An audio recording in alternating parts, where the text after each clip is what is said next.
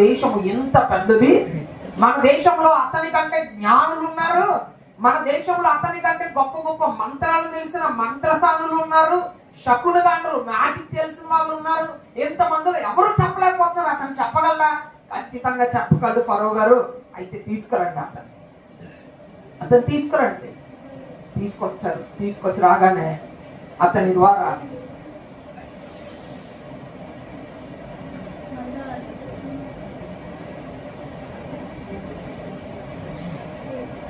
అతను తీసుకొస్తాడు.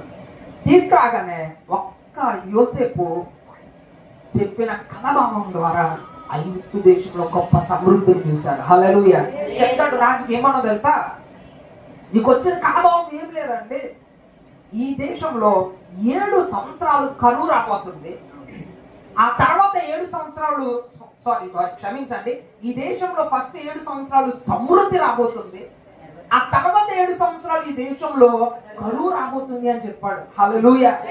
చెప్పిన ఒకే ఒక్క కలభావము 7 సంవత్సరాలు కరువు కాలంలో ఆ దేశాన్ని గొప్ప క్షామము నుండి రక్షించింది అసలు.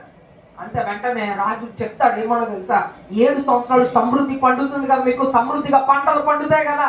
ఈ సమృద్ధిగా పంటలు పండినప్పుడు మీకు ఇష్టం వచ్చినట్టు తినేకండి, మీకు కావాల్సినంత తిని మిగతా దాచుకుందాం.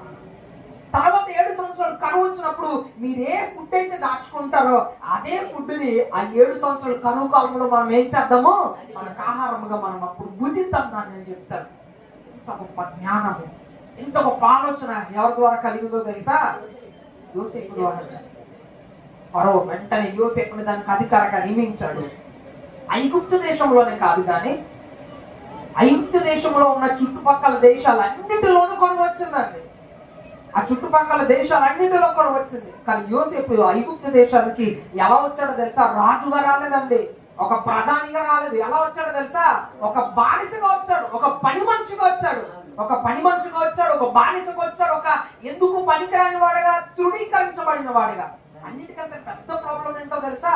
తృణీకరింపబడడం, రిజెక్టింగ్ అనమాట. అంటే తన సహోదరులు నువ్వు నాకు కొద్దురా అని చెప్పి అని కొట్టి ఒక బిజినెస్ మ్యాన్ అమ్మేస్తే అమ్మేయడం ద్వారా వచ్చినాడు అనమాట. తృణీకరించబడిన వాడు ఎవరో తెలుసా?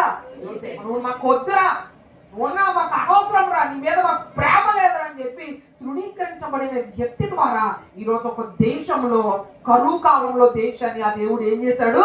కాపాడాడు. ఎంత గొప్ప ప్రభావం అండి. ఒక్క యోసేపు ఆ దేశము, ఒక్క యోసేపు యొక్క జ్ఞానము, యోసేపు ఉన్న ఒక వరము, కళలకు భావం చెప్పే వరము ఆ దేశాన్ని ప్రభావితము చేసింది. హల్లెలూయా. ప్రభావితము చేసింది. ఈరోజు దేవుడు